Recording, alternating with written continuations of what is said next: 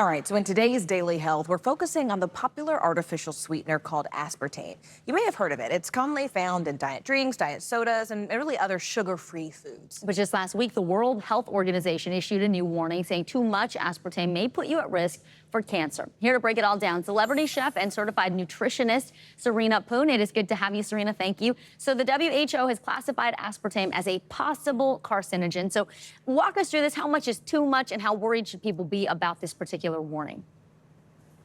Well, they've classified too much as amounts that are quite high. You'd have to have something around 9 to 14 cans of soda that contains high levels of aspartame. That's a lot more than the average person is having. So I would say the average person stays within much lower levels of that, but you do have to be aware of how much is in the foods that you eat. So if you're choosing anything that says low sugar or sugar-free, just be mindful of whether or not aspartame is on the back of the label and in that food product. Serena, can you give us some examples? Because, I mean, you're saying this effectively comes down to choice, right? We know that diet soda, we know that chewable medications, for example, are some of the main products that actually have aspartame.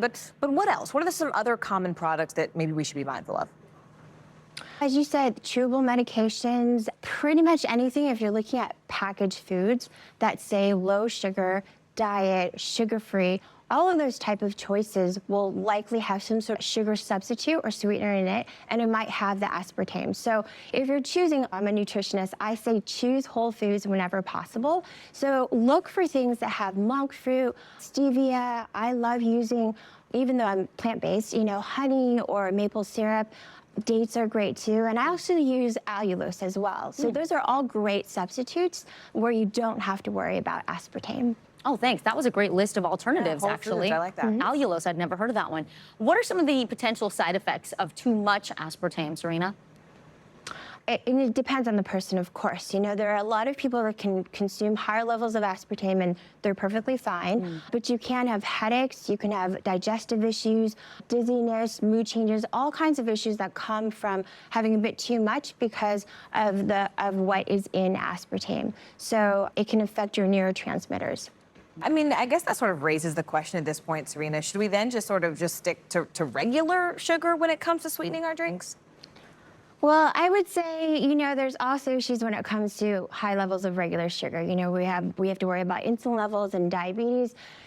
I would say lean more towards some of these sugar substitutes that I mentioned, like monk fruit, which is natural, comes from a fruit, or stevia, which comes from a plant. And allulose, which you mentioned that you hadn't heard of, actually comes from wheat, it comes from figs, it comes from other natural food sources. Very cool. So reach for whole foods. That's probably your best bet. All right, Serena Poon, celebrity chef and certified nutritionist. Serena, thank you so much for your time. We appreciate it. And you are watching NBC News Daily.